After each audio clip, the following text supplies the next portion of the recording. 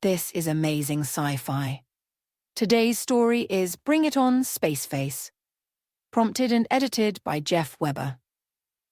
The massive sphere pulsed with an eerie glow, its surface shimmering with energy. Clover Ramos fixed her gaze on the enormous structure. This wasn't how she planned to spend her vacation. Well, damn, she muttered, squinting against the harsh glare of the snow. When they said remote ski resort, I didn't think they meant alien megastructure in the middle of nowhere. Clover adjusted her goggles and tightened her grip on her ski poles. The wind whipped around her, carrying flecks of ice that stung her exposed skin. She'd planned to carve up fresh powder, not gawk at a sci-fi prop. "Hey," she called out to the lone figure in the distance. "You with the tourism board or something? Because I've got a bone to pick about false advertising." The figure turned, and Clover froze. It wasn't human, not even close. The alien, because what else could it be? Moved toward her on 4 spindly legs. Its body resembled a mass of appendages and sensory organs, as if an octopus had merged with a spider and added extra visual receptors for good measure. Clover weighed her options. She could ski away, but those legs were made for snow. She could try to reason with it, but her language skills hadn't prepared her for this scenario. In the end, she decided on the time-honored tradition of awkward small talk. Nice weather we're having, huh?" she called out, immediately regretting her choice of words. The alien paused, tilting its central mass. The creature responded with a series of clicks and whistles, surprising Clover. A small device on its body lit up, and a robotic voice translated, "Greetings, Earth being. I am Skulthorpe of the Galactic Survey Team. How may I assist you today?" Clover blinked. "You have a universal translator?" "Affirmative," the robotic voice replied. "Our species utilizes advanced technology to facilitate communication with other life forms." "Right," Clover nodded, as if that made perfect sense. "And the giant sphere behind you?" Skulthorpe's appendages moved in what might have been a gesture of explanation. "That is the Galactic Survey Station Alpha. We are conducting a comprehensive analysis of your planet's suitability for inclusion in the Intergalactic Federation of Sentient Beings." Clover's eyes widened. "Wait, you mean Earth might join some sort of space UN?" "That is a simplified but not entirely inaccurate analogy," Skulthorpe confirmed. "However, your species must first pass a series of tests to prove your worthiness." "Tests?" Clover's competitive side flared. "What kind of tests?" Skulthorpe's visual receptors blinked in sequence, creating a dizzying display. The tests evaluate a species' scientific understanding, cultural development, and ability to cooperate on a global scale. Your world leaders are currently engaged in the first phase, a simulation of a planet-wide crisis that requires unified action. Clover frowned.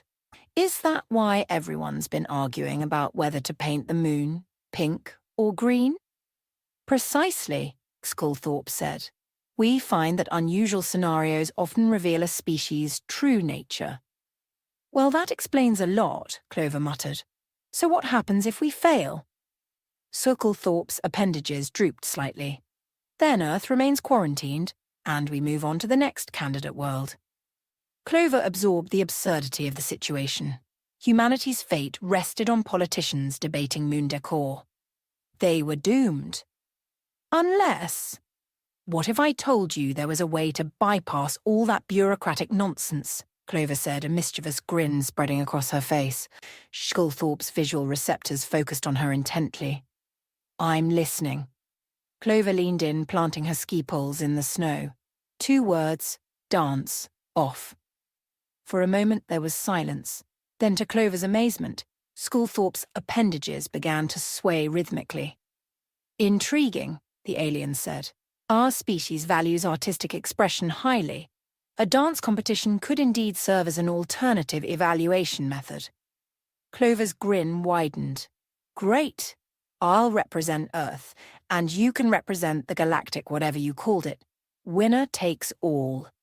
Skulthorpe considered this for a moment, its appendages twirling thoughtfully. "Agreed, but be warned, Earth being. I am proficient in numerous forms of dance across the galaxy." Bring it on, Space Face, Clover said, unzipping her ski jacket to reveal a sparkly leotard underneath. My 6th grade talent show win is about to pay off. As an upbeat pop song echoed from the survey station, Sculthorpe aimed a small device at the ground, instantly clearing the snow to create a smooth, open space. Clover realized she might have underestimated the challenge. Sculthorpe's appendages moved with impossible coordination, weaving complex patterns in the air while its visual receptors pulsed in time with the beat. But Clover Ramos wasn't one to back down from a challenge.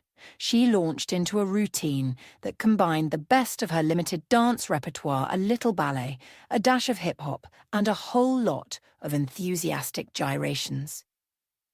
As they danced, a crowd began to gather. Skiers and snowboarders stood amazed at the base of the mountain, while more aliens emerged from the survey station to watch. Even the local wildlife seemed captivated, with a family of mountain goats observing the spectacle. Hours passed, and still they danced. Clover's muscles ached, but she refused to give up. Just when she thought she couldn't continue, the music stopped. Sculthorpe's appendages lowered, and its visual receptors dimmed. Impressive, Earth being. Your stamina and creativity are commendable. Clover, panting heavily, managed a weak smile. So did I win? The alien's visual receptors pulsed, perhaps with amusement.